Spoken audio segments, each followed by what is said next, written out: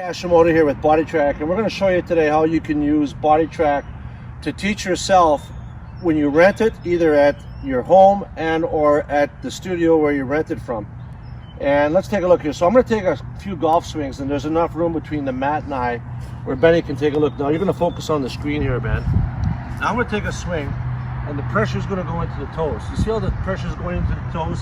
We know that the greater the distance between the line going back and the line going through, the more dispersion. So now I'm going to push from my trail heel, and I'm looking at the monitor, and I'm going to get biofeedback here. Now Ben, take a look at the monitor. Now look at the trace.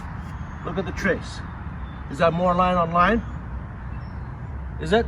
Yes. So in addition to just using a golf club, you can teach people to just use a light ball. And Ben, I want to get you to look at this trace. You can go right in there.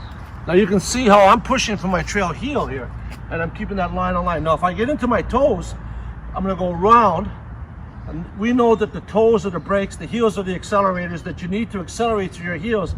And this is consistent with all the work that's out there in terms of keeping the pressure between the heels and the balls of the feet.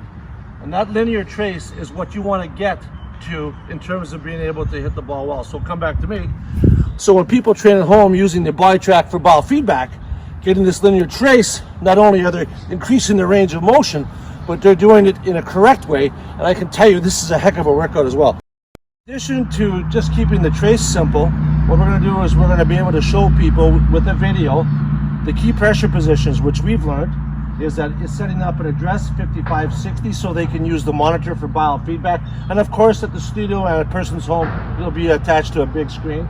We're going to teach them that pressure transition, that the dot moves forward when the lead arm is parallel to the ground or sooner for a good player, for a good result.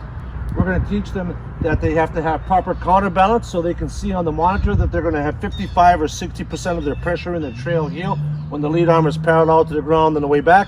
And we're going to teach them how much pressure they have to get back to the trail side. It depends on the length of the club.